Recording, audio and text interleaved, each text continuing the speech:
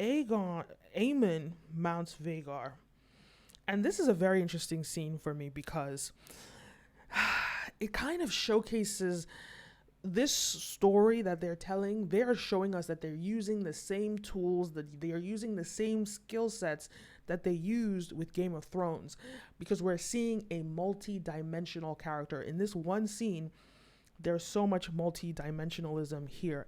And let me break that down for you. So first of all, we know that he has this unfair injury, which I've told you guys before. This is a tactic used in screenwriting to ensure that somebody likes typically your hero, right? Your protagonist, when they have this unfair injury. And his unfair injury is the fact that he didn't have a dragon, right?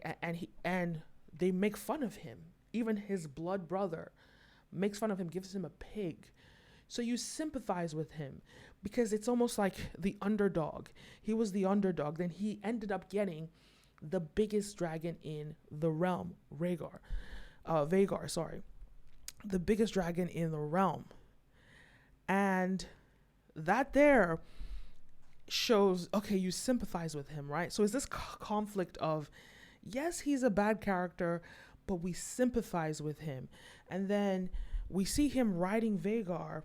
And first of all, this whole scene with him and Vhagar, it was Vhagar testing him to see, do you have what it takes to mount me? Do you have what it takes to be my master?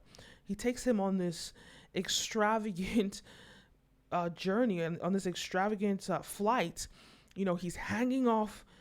He's struggling to keep on. But this is the test. Can you take this flight? Can you take my big, are you worthy to be my master? And he passes the test. And that's the most important thing. He passes the test. And not only that, let me just read my notes here. Okay. Not only that, so not only does he pass the test, so he shows that he's this underdog who's highly skilled. Another thing that they use in protagonists in movies, to have somebody that is skilled at something, that has what it takes, right? That's brave. These are characteristics that they put in protagonists. So that's why they're crossing that line between, yes, he's a villain, but he's a villain that you like, kind of like Cersei. Yes, he's a villain, or like all the other villains that you love in Game. I don't think anyone liked Joffrey or what's his name, but they're villains that you like in Game of Thrones because they showcase their unfair injury. They showcase these other dynamics of them that make you support them. And the most actually powerful way that I feel in this scene that they showcased him as a villain is the music. And in the music, if you guys didn't notice, I can't play the scene right now, but they're playing the music.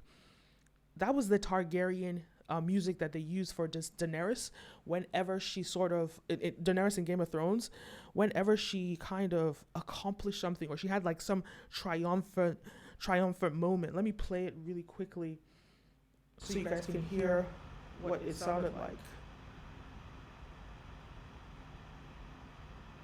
If it will play.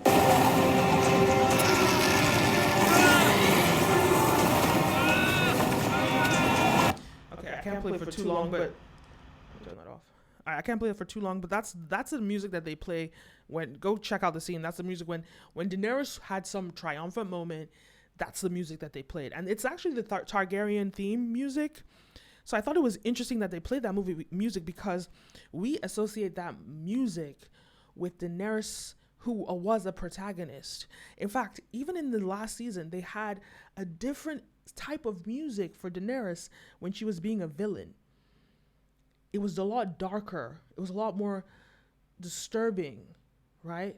And so I think here, having this triumphant moment kind of shocks our mind to think, okay, well, I do sympathize with him, but at the same time, he's a villain. So he's going to be an interesting villain to watch on the show.